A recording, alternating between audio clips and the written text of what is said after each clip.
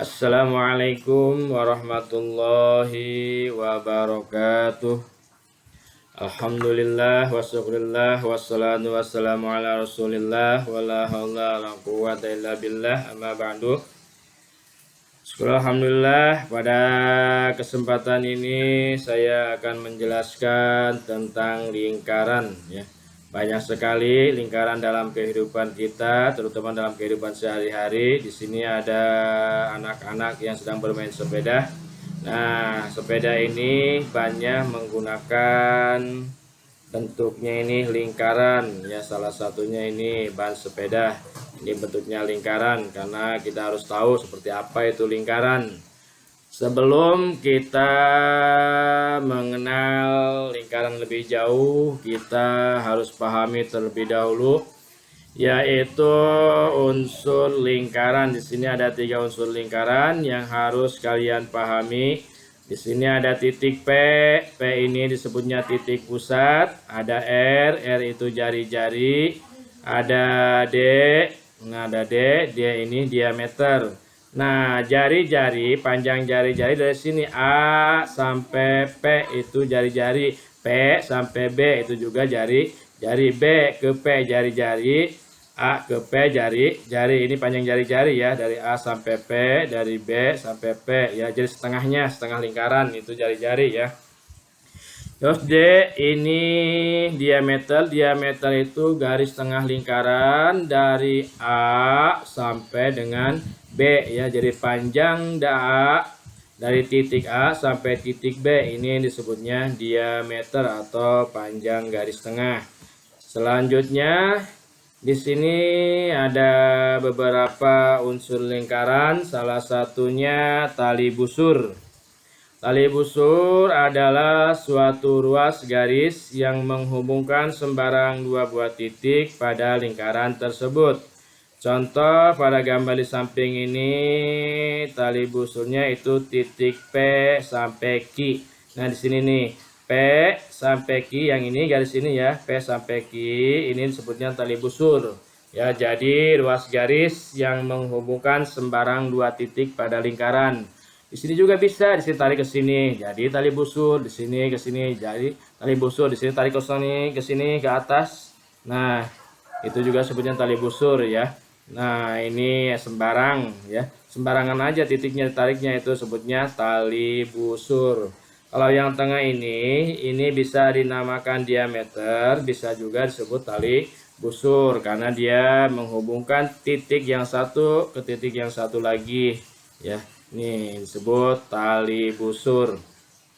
Kemudian yang keduanya unsur lingkaran adalah apotema ya. Apotema adalah suatu garis tegak lurus titik pusat lingkaran ke sembarang tali busur lingkaran tersebut. Contoh di sini apotema di sini yaitu titik OC. Nah, O sampai C di sini. Ini ada garis lurus ya. Ini nah, ada garis lurus. Ini disebutnya apotema. Jadi suatu garis tegak lurus dari titik pusat lingkaran ke sembarang tali busur lingkaran. Ini yang ini tali busur nih, PQ ini merupakan tali busur. Jadi dari sini ke atas sembarang aja tarik dari titik pusat sampai tali busur. Ini disebutnya apotema. Kemudian yang ketiga unsur lingkaran yaitu busur. Busur adalah garis lengkung yang terletak pada keliling lingkaran dan menghubungkan 2 buah titik sembarang di lengkungan tersebut. Nah, busur ini dibagi menjadi 2, ada busur minor dan ada busur mayor. Busur minor ini busur yang besar. Busur minor ini adalah busur yang kecil, yang lebih kecil, sedangkan busur mayor yaitu busur yang lebih besar. Nah, contoh di sini contoh busur nih, contoh busur minor dari titik P nih ke sini nih, ini garis lengkungnya ya. Awas garis lengkung. Yang namanya busur itu garis lengkung. Dari P sampai Q ini disebutnya busur. Yang ini disebutnya busur minor. Kenapa? Karena dia kecil busurnya. Nah, berbentuk busur tapi kecil.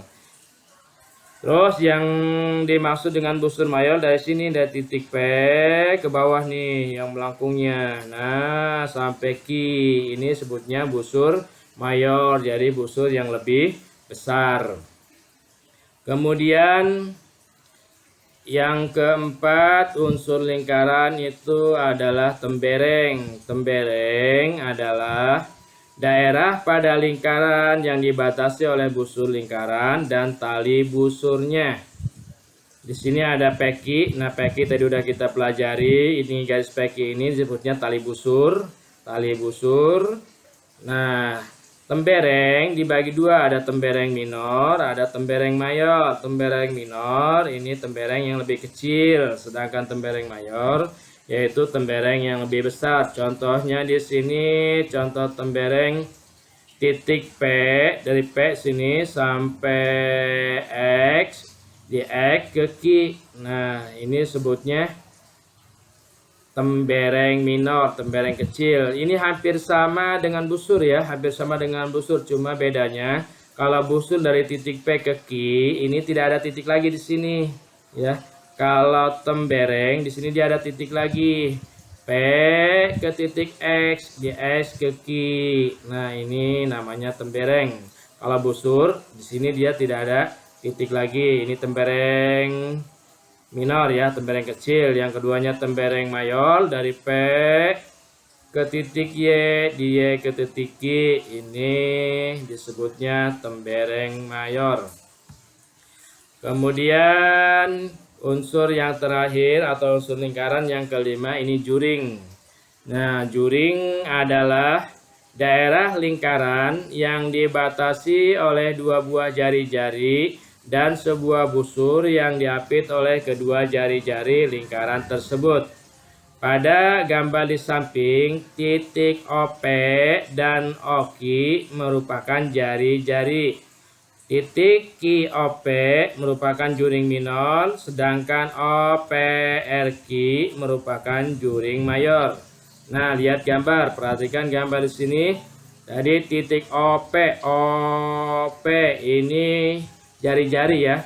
O ke P itu jari-jari, O ke Q juga jari-jari. Ini juga sama, dari O ke R disebutnya jari-jari ya. Pokoknya kalau setengah lingkaran itu sebutnya jari-jari. Nah, yang dimaksud dengan juring di sini jadi ada juring minor. Ini juring minor ya. Juring minor itu dari titik Q O P. Nah, dari Q ke O, di O ke P. Nah, ini disebutnya juring minor ya. Jadi daerah lingkaran yang dibatasi, ini dibatasi ya, kayak berbentuk segitiga, ini dibatasi.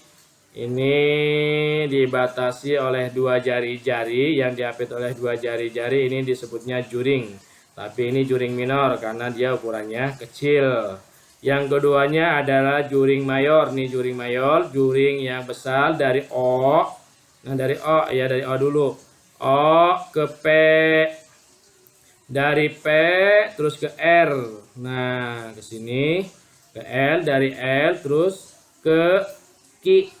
Nah, ini disebutnya juring mayor. Nah, mungkin sampai di sini dulu. Mudah-mudahan bermanfaat dan semoga udah paham. Tidak banyak yang saya sampaikan sampai di sini. Kurang lebihnya mohon maaf. Wassalamualaikum warahmatullahi wabarakatuh.